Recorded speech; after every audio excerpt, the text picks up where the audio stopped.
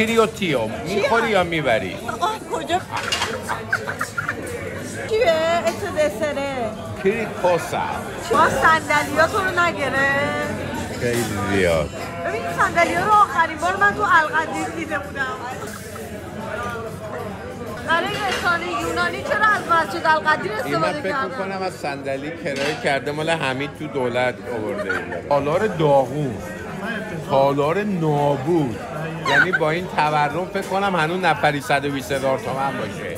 یعنی این صندلی رو تالاریه که عروسی رو میشه ارزون گرفت. یعنی با یه درش پلو با یه دونه ماست و نوشابه 120,000 تومان.